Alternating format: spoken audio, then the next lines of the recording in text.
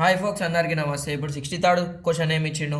In an arithmetic progression first term is 1, last term is 20 and the sum of all the terms is 399, then find the number of terms in the progression. ఇది మనకు regular 2025 2 మార్క్స్కి question వచ్చింది. So ఈ question అయితే literally జిందగీలో ఎప్పుడు ఇవ్వలేడు final పేపర్లో, but ఈసారి ఇచ్చిండు.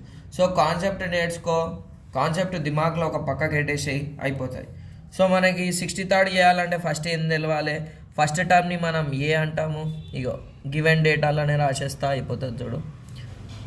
ఏ is equals to 1, last term L is equals to 20, sum of all terms SN is equals to 399, N కనుక్కోమన్నాడు.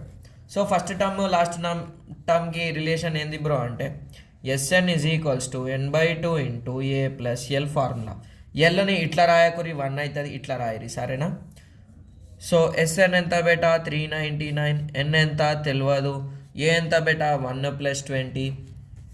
So 399 is equals to n/2 into 20 + 1 21. So ఈ division అక్కడ పోతే ఏమవుతుంది బేటా అంటే 399 into 2 is equals to n into 21. Into అక్కడ పోతే ఏమవుతుంది బేటా అంటే డివిజన్ అవుతుంది. సో ఎన్. ఇప్పుడు నేనేం చేస్తా, ఇగో 399/21 ఉంటే సపోర్ట్ దాకా 7 టేబుల్ తీసుకో. 7 3s అంటే 7 టేబుల్లోనే వస్తుంది. 7 5s 35, 7 7s. సో 57/3 కదా బేటా. 3 1s 3 1s 3 9s.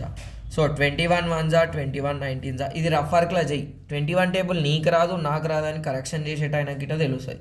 So rough work అనేది ఇంపార్టెంట్. సో ఏంది బ్రో అంటే 19 into 2 is equals to n, n is equals to 19 2s 38. Therefore sum of 38 terms is 399. ఎన్నో వాల్యూకి ఇట్లా రౌండప్ చేసేసి ఇది వేసి ఎన్ని మార్కులు బ్రో? 2 మార్కులు. ఇది చేయాలంటే ఏంది, ఈ ఫార్ములా వస్తే చాలు.